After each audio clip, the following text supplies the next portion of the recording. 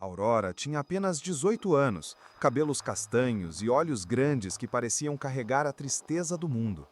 Morava sozinha no quarto antigo de uma velha casa na periferia de Monte Verde, uma cidade pequena e isolada, cercada por colinas enevoadas. A ausência de seus pais era um eco constante.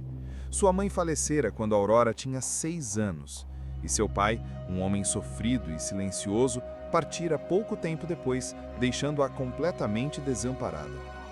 Sua madrasta, Verônica, entrou em sua vida quando Aurora tinha 7 anos. A mulher, fria e calculista, tratava a Aurora como um peso, enquanto mimava sua própria filha, Elisa, como se fosse um tesouro. A jovem sentia-se invisível, uma sombra na própria casa. Cada gesto de desprezo de Verônica deixava a Aurora mais retraída, mais solitária, refugiando-se em livros antigos que encontrava no sótão da mansão. Livros que a transportavam para mundos onde poderia ser livre e importante. Naquela noite, enquanto o vento uivava pelas frestas da janela, Verônica entrou no quarto de Aurora com um olhar que misturava frieza e satisfação sombria. "Levante-se, Aurora. Você fará parte de algo hoje e não há como escapar", disse firme. A confusão tomou conta da jovem, mas antes que pudesse questionar, Verônica completou: "Você será leiloada. Já encontrei um comprador." Aurora congelou. A palavra vender parecia perfurar sua mente. O que queriam dela? Para Verônica, Aurora nunca passara de uma carga. Agora seu destino seria decidido sem que tivesse qualquer voz. A tensão no ar era quase palpável, e Aurora sentiu o peso do mundo sobre seus ombros. Não havia para onde correr, nem alguém que pudesse protegê-la. A madrugada se alongava silenciosa, e um pressentimento inquietante invadia cada canto de seu coração. Algo em sua vida estava prestes a mudar para sempre. Aurora passou a noite em claro, o coração batendo descompassado e a mente girando em pensamentos desesperados. Como poderiam fazer isso com ela? Como poderiam tratá-la como um objeto? O sol ainda não tinha nascido quando ouviu passos apressados pelos corredores da mansão. A porta do quarto se abriu abruptamente e lá estava Verônica, acompanhada por um homem alto, de semblante austero, chamado Coronel Ivan. Ele era o comprador. Seus olhos eram frios, calculistas, e Aurora sentiu um arrepio percorrer sua espinha. "Aurora", disse ele com voz grave, "você vai comigo. Não é necessário resistência." A jovem engoliu em seco, mas nenhum som saiu de sua garganta. Uma mistura de medo e revolta tomou conta dela. Era a primeira vez que via alguém que realmente a aterrorizava e, ao mesmo tempo, a intrigava com seu poder silencioso. Sem tempo para refletir, Aurora percebeu que precisava agir. Com um impulso que nem ela sabia de onde vinha, empurrou uma pequena estante de livros contra a porta e correu para a janela do seu quarto. O mundo lá fora era assustadoramente vasto. O jardim da mansão, as árvores altas e a estrada de terra que desaparecia na neblina matinal. O coração dela gritava por liberdade. Aurora saltou, sentindo o frio da manhã cortar sua pele, e começou a correr sem rumo definido, apenas com a vontade de fugir daquilo que a aprisionava. O chão molhado pela chuva da noite anterior dificultava seus passos, mas nada poderia detê-la. Cada instante parecia uma eternidade, e cada sombra parecia esconder uma ameaça. Até que, exausta, ela desabou perto de uma pequena fazenda isolada, a última esperança de encontrar abrigo. Lá vivia Jonas, um homem que optara por uma vida distante de tudo e todos. Solitário, mas justo, ele cuidava da terra com mãos calejadas e olhava o mundo com olhos experientes. Aurora, sem forças para se levantar, só conseguia rezar para que aquele estranho pudesse protegê-la. Mal sabia ela que aquela decisão mudaria sua vida para sempre. Aurora acordou com o sol já alto, sentindo o cheiro da terra úmida e o canto distante dos pássaros. Sua cabeça ainda girava, e as lembranças da fuga da mansão a faziam estremecer. Ela se levantou lentamente, tentando organizar os pensamentos, e foi então que viu a figura de Jonas aproximando-se. Ele era alto, robusto, com mãos fortes e pele marcada pelo trabalho no campo. Os olhos, porém, eram gentis e atentos, carregando a experiência de alguém que conhecia as dificuldades da vida, mas também sabia oferecer proteção. Sem uma palavra, Jonas estendeu a mão, ajudando Aurora a se levantar. Ela hesitou por um momento, mas finalmente aceitou, sentindo-se estranhamente segura. "Você está ferida?" perguntou ele, a voz firme, porém calma. "Não, apenas cansada", respondeu Aurora, tentando disfarçar a dor que percorria o corpo e o coração. Jonas a conduziu para a pequena casa de madeira que servia de abrigo, onde o calor de uma lareira acesa contrastava com o frio que ela ainda sentia. Ele preparou água e ofereceu comida simples, mas nutritiva. Aurora, ainda em choque, mal conseguia falar. Cada gesto do homem parecia transmitir confiança, como se dissesse: "Aqui você está segura." Enquanto ela descansava, Jonas observava a jovem com cuidado, percebendo o medo em seus olhos e o trauma que carregava. Ele não era apenas um homem solitário. Tinha um senso de justiça inato e sabia quando alguém precisava de ajuda. Aurora, por sua vez, sentia-se grata, mas também receosa.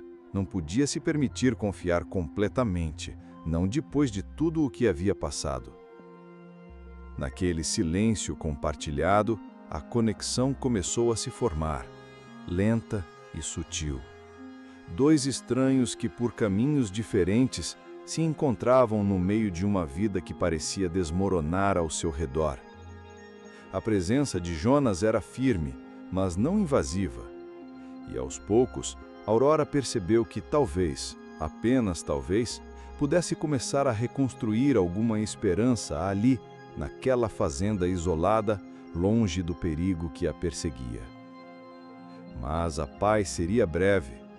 Do outro lado, Coronel Ivan não se esqueceria da jovem que ousou fugir. E a sombra do perigo ainda se aproximava, silenciosa e implacável.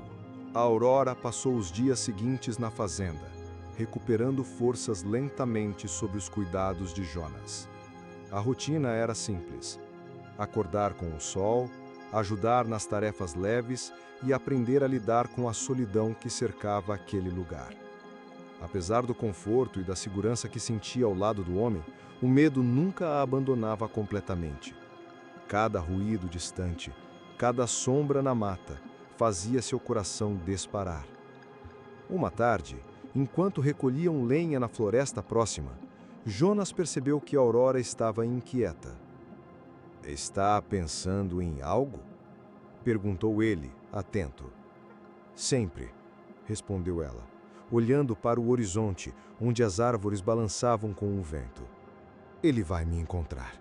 Eu sei que vai." Jonas franziu o senho. "Ninguém passa despercebido por aqui, mas precisamos estar preparados." Aurora se virou surpresa com a firmeza na voz dele. Pela primeira vez, sentiu uma centelha de esperança, alguém disposto a lutar por ela. Mas a tensão aumentava a cada dia, e a sombra do Coronel Ivan parecia rastejar sobre eles, invisível e ameaçadora. Naquela mesma noite, Aurora teve um pesadelo vívido. O coronel a encontrava na escuridão, seus olhos frios e cruéis encarando-a, enquanto avançava. Ela acordou suando frio, sentindo a presença de Jonas ao seu lado, sentado, em silêncio, como se tivesse previsto o tormento. "Você está segura aqui, mas precisamos nos preparar. Não posso deixar que ele te alcance." Aurora assentiu, com o medo ainda presente, mas agora misturado com confiança. Jonas era sua âncora em um mundo que parecia desmoronar ao seu redor. Nos dias seguintes, ele começou a ensinar-lhe pequenas técnicas de defesa, explicando como se mover silenciosamente, como se proteger e até como improvisar armas com o que tinham à mão. Aurora, embora assustada, absorvia cada lição com determinação. Ela sabia que a liberdade que conquistara ao fugir da mansão dependia de sua coragem e de sua astúcia. Mas o perigo não tardaria a se aproximar. Uma noite, enquanto a lua cheia iluminava a fazenda, um som estranho cortou o silêncio. Passos pesados e firmes, vindos da direção da estrada que levava à floresta. Aurora congelou. Jonas empunhou uma lamparda, iluminando o caminho, e ambos perceberam que a ameaça finalmente havia chegado à porta da fazenda. Os passos se aproximavam rapidamente. Aurora sentiu o coração disparar, mas Jonas permaneceu firme, segurando-a pelo braço. "Fique atrás de mim", disse com voz baixa, porém firme. Quando a figura do coronel Ivan surgiu à luz da lua, o ódio e a arrogância estampavam seu rosto. Ele não esperava encontrar resistência. "Aurora!" Começou ele, mas Jonas avançou antes que pudesse se aproximar. A luta foi intensa e desesperada.